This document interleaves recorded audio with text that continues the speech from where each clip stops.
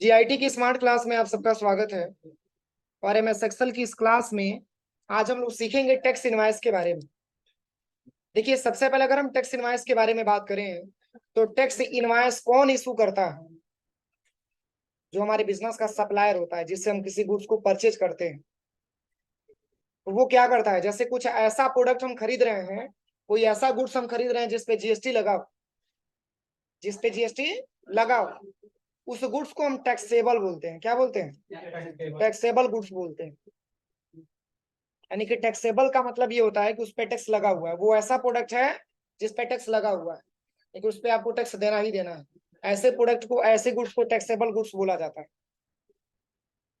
तो जैसे क्या होता है, आज तो मान के चलिए कि आप नॉर्मल अगर मॉल में आप चले जाते हैं, कोई सामान अगर आप खरीदते हैं, तो एक कंप्यूटराइज आपको प्रिंट आउट मिल जाता है, मिलता है ना।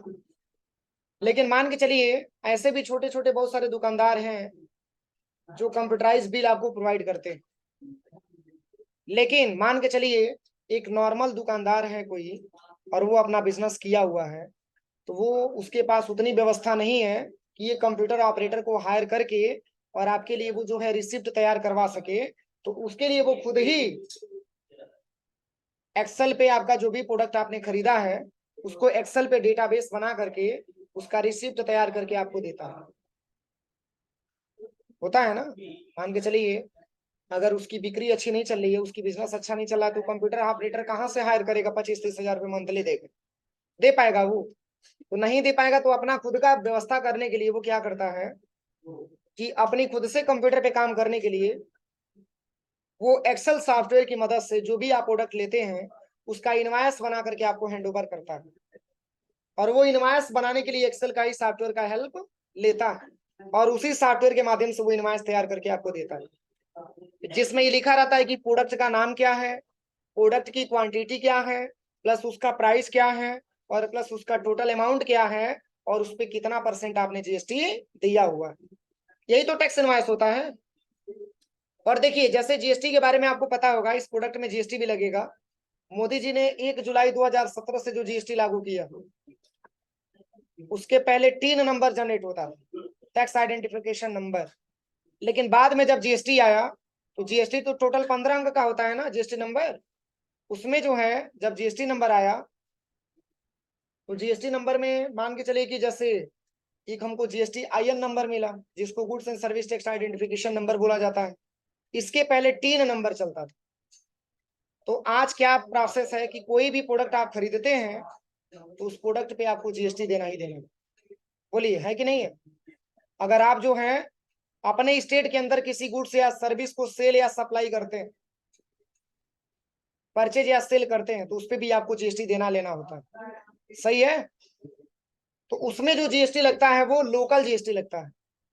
अपने स्टेट के अंदर किसी गुड्स को अगर आप परचेज करेंगे तो उस पे आपको सीजीएसटी या जीएसटी देना पड़ता है, जिसको लोकल जीएसटी के नाम से जानते हैं। जैसे अपने स्टेट की बात करें तो मान के चलिए कि हमारा बिजनेस है कुशीनगर जिले में। किस जिले में? कुशीनगर जिले में। अब हम प्रोडक्ट खरीद रहे हैं, हमारा सप्लायर बैठा हुआ है देवरिया जिले पे। उत्तर प्रदेश राज्य है ना, लेकिन जिला क्या है? अलग अलग। एक आपका कुशीनगर है और एक आपका देवरिया। तो अगर आप कुशीनगर डिस्ट्रिक्ट से अगर आप देवरिया जिले में किसी गुड्स या सर्विस को खरीदते हैं, तो उस केस में आपका सीजीएसटी और एसजीएसटी लगता है, जिसको हम लोकल जीएसटी के नाम से जानते हैं। ये आपको अगली टॉपिक अकाउंटिंग में पढ़ाया जाएगा, लेकिन इसमें मैं बता दे रहा हूं, तो इसमें समझेंगे तभी आगे आप जीएसटी निकाल पाएंगे। और उसके बाद से मान के चलिए कि जैसे अपने स्टेट से बाहर किसी दूसरे स्टेट में अगर आप किसी गुड्स या सर्विस को खरीदते हैं, जैसे हमारा बिजनेस है उत्तर प्रदेश राज्य में और हमारा सप्लायर बैठा हुआ है बिहार राज्य में। अगर कोई प्रोडक्ट हमको घट रहा है तो हम बिहार राज्य में जा रहे हैं उसे खरीदने के लिए, तो उस समय आईजीएसटी चार्ज होता है। क्या चार्ज होता है? आईजीएसटी चार्ज होता है। तो आईजीएसटी का मतलब होता है इंटीग्रेटेड टैक्स, और वो अपने स्टेट के बाहर किसी दूसरे स्टेट पे अप्लाई होता है। दोनों में किसी को कोई अंतर समझ में आया? तो सीजीएसटी एसजीएसटी लोकल जीएसटी के अंतर्गत आता है। मतलब अपने स्टेट के अंदर अगर आपसे पूछा जाए कि जैसे अपने स्टेट के अंदर किस प्रकार की जीएसटी लगता है, तो आप बताएंगे लोकल जीएसटी। क्या बताएंगे? लोकल जीएसटी, जिसके अंतर्गत सीजीएसटी आता है और एसजीएसटी आता है। अब इसमें भी आपको समझना है कि CGST का मतलब क्या होता है और SGST का मतलब क्या होता है। तो C फॉर होता है सेंट्रल और S फॉर होता है स्टेट। जैसे अपनी इंडिया कंट्री के बारे में बात करें तो हमारे भारत के प्रधानमंत्री का नाम क्या है? मोदी जी। मोदी जी है ना। तो मोदी जी के नाम पे अगर देखा जाए तो अगर 18% GST अगर लोकल GST लग रहा है तो 9% GST मोदी जी के पास जाएगा और 9% GST योगी जी के पास जाएगा। 18% अगर आप GST देते हैं तो 9% GST मोदी जी को जाएगा और 9% GST योगी जी को जाएगा। ये लोकल GST होता है, जिसको CGST यानी कि सेंट्रल गवर्नमेंट के, और SGST का मतलब स्टेट गवर्नमेंट को जाता है। तो जैसे यहाँ पे मान के चलिए कोई कस्टमर है, ठीक है, मान के चलिए कि मैं इनका नाम लिख देता हूं, जैसे राजू गुप्ता, एक प्रकार की ये कस्टमर है और इन्होंने सामान खरीदने के लिए अपनी दुकान का कहाँ चला गया? गायत्री कंप्यूटर प्राइवेट लिमिटेड, जो एक प्रकार की फर्म है और एक प्रकार का बिजनेसमैन है और इसी के नाम इनका बिजनेस चलता है। और ये जो राजू गुप्ता है ये है क्या? कस्टमर। ये प्रोडक्ट खरीदने के लिए कहाँ चले गए? गायत्री कंप्यूटर प्राइवेट लिमिटेड पे। अब इन्होंने जो है बोला कि भैया हमको कुछ प्रोडक्ट चाहिए, आप प्रोडक्ट दे दीजिए। तो दुकानदार पूछेगा ठीक है बताइए आपको कौन कौन सा प्रोडक्ट चाहिए। तो ये बोल दिए कि ऐसा है कि डेल कंपनी का माउस 3 पीस हमको दे दीजिएगा। क्या रेट का पड़ेगा?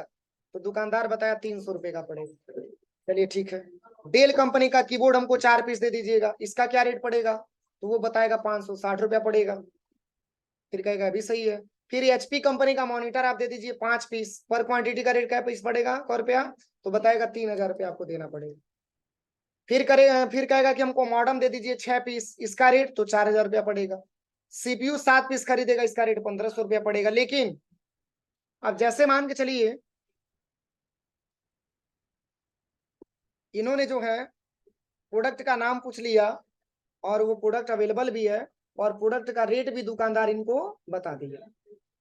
अब चूंकि क्वांटिटी में लेंगे तो दाम हमारा घटेगा कि बढ़ेगा? बढ़ेगा।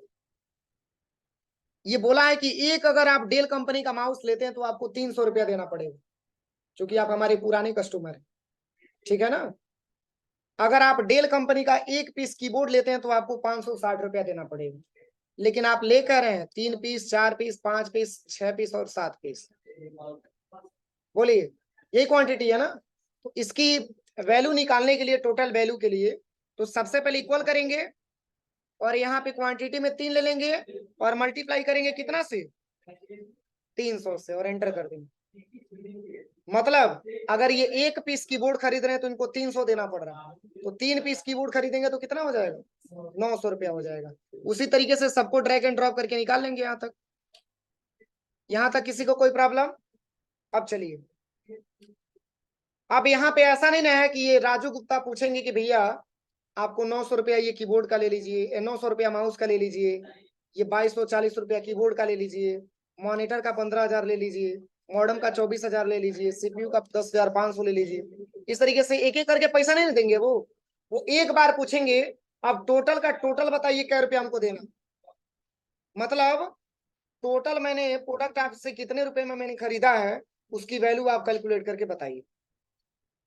कितना रुपया आपको देना है उस वैल्यू को आप बताइए। तो इसके लिए क्या करेंगे? Alt plus equal to button दबा करके एंटर कर लेंगे।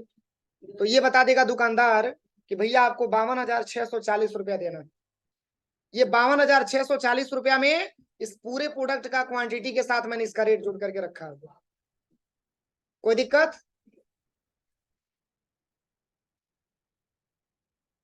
अब चलिए, अब बात आती है डिस्काउंट की। डिस्काउंट का हिंदी होता है छूट। डिस्काउंट का हिंदी छूट होता है। ये डिस्काउंट ऐसा शब्द है और ये ऐसा प्रोसेस है, लेना सब कोई चाहता है लेकिन देना कोई नहीं चाहता। अगर हम कोई प्रोडक्ट खरीदने जाते हैं तो पूछते हैं भैया ये प्रोडक्ट कितने रुपए का? तो 105 रुपए का है, 80 रुपये दे दीजिए, कराता है डिस्काउंट ना। बोलिए, तो ये दुकानदार साहब से जा करके कह रहे हैं कि भैया आपसे मैंने सामान लिया है 52,640 रुपए का, क्या आप थोड़ा सा डिस्काउंट नहीं करेंगे? हम आपके पुराने कस्टमर हैं। बोलिए, तो ये कहेगा कि चलिए ठीक है कोई दिक्कत नहीं है, आपके जो टोटल अमाउंट है उसमें से हम 240 रुपया माइनस कर दे रहे हैं। कितना 240 रुपये, यानी कि आपका रेट हुआ है 52,640, और जिसमें से हम 240 रुपया माइनस कर दे रहे हैं, शेष जो पैसा आपका बच रहा है वो पैसा आप दे करके जाइए, ठीक है। अब चलिए, अब इस अमाउंट को अगर हम निकालेंगे तो उसको हम बोलेंगे टैक्सेबल अमाउंट। क्यों?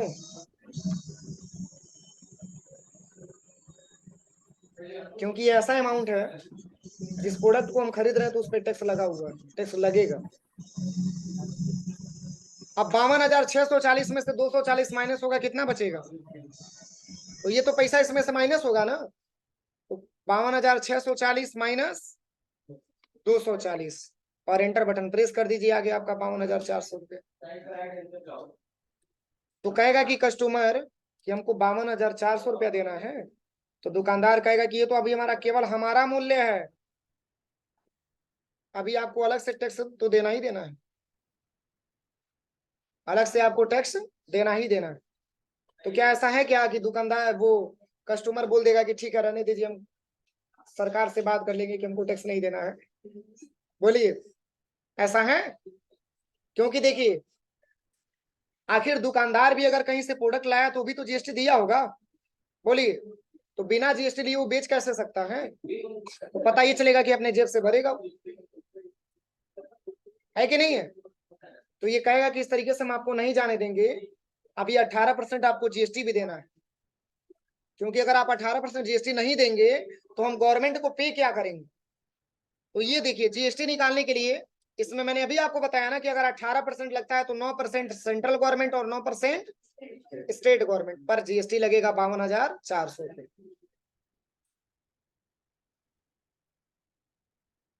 देखिए, सबसे पहले इक्वल करेंगे, 52,400 सिलेक्शन कर लेंगे, और क्या परसेंट जीएसटी है तो मल्टीप्लाई कर लेंगे 9 से और डिवाइड कर देंगे 100 से।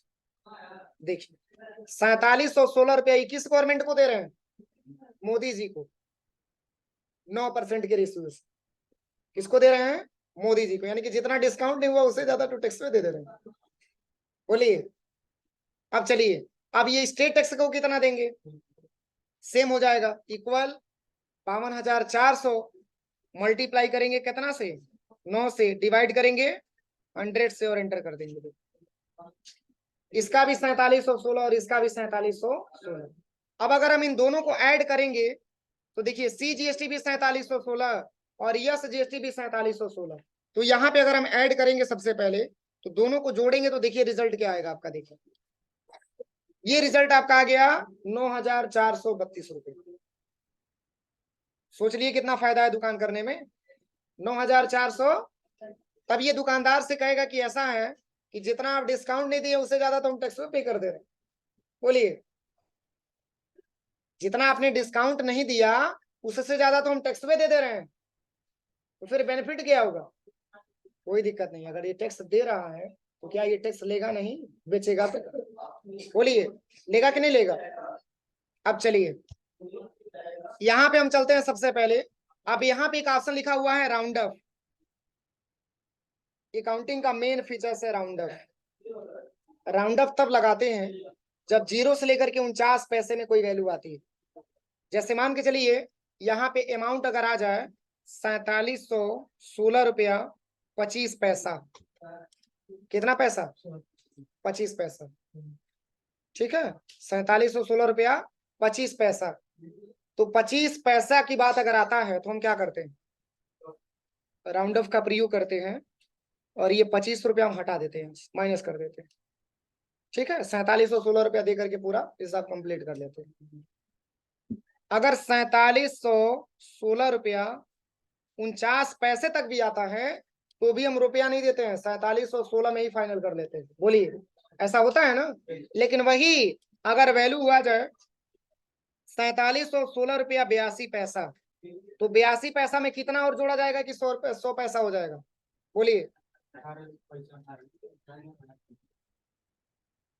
18 पैसा और जोड़ा जाएगा ना, तब ये 100 में पूरा होगा, 1 रुपया में कन्वर्ट होगा। तो अगर 50 पैसे से ज्यादा कोई वैल्यू है तो उसमें उतना पैसा जोड़ दिया जाता है जितना कम पड़ता है। क्यों जोड़ा जाता है?